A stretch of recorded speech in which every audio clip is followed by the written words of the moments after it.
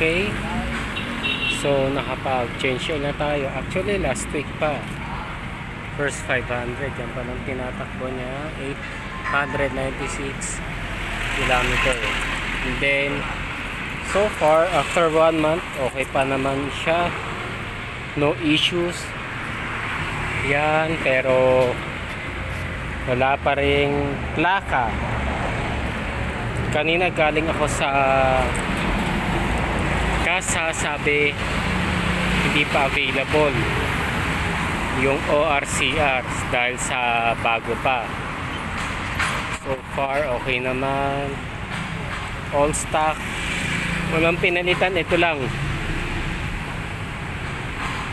Actually, ito yung pinaka-issue niya. And kasi na lost thread, nilagyan ko siya ng, ewan ko, makikita, ng yun.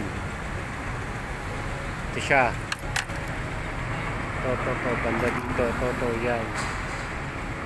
Ito, yan. Yan. Lock washer. And then, para humigpit. Okay naman. Hindi lang nalinis kasi nandito sa labas. Yan. Kanina nagpagas din na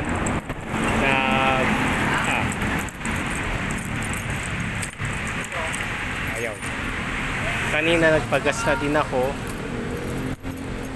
Worth 100 pero yan.